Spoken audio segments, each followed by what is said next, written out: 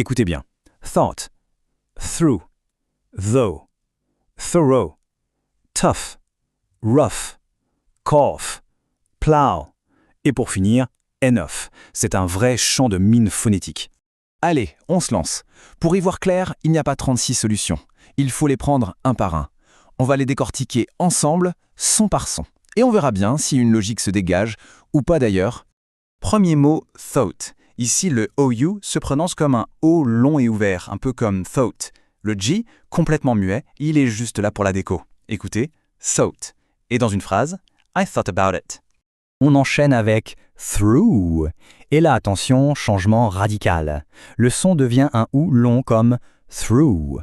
Rien à voir avec le précédent. L'exemple c'est I walked through the door.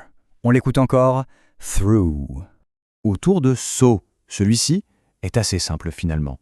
Il se termine par un son O, tout simplement. Pensez à so, par exemple. I like it, though. Ok, un mot un peu plus long maintenant. Thorough. Attention, ici il y a 2 syllabes. On va le couper en 2 pour que ce soit plus simple.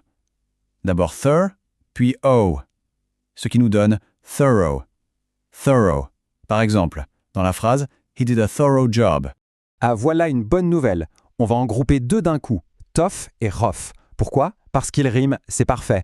Dans ces 2 cas, le OU-JH fait un son off. C'est un duo facile à retenir. Écoutez comme ça sonne pareil. Tough, rough.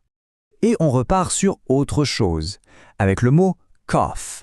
Ici, le OU se transforme en son off, comme dans cough. Ça n'a plus rien à voir avec ce qu'on vient de voir. L'exemple est tout simple, I have a cough. Et plows, alors? Eh bien, pour celui-là, il y a une astuce.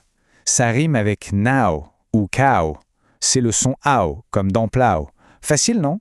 Par exemple, The farmer uses a plow. Et pour finir cette liste, on a enough. Et là, bonne surprise, il nous rappelle quelque chose. Comme tough et rough, il se termine avec ce son euf. On le prononce enough.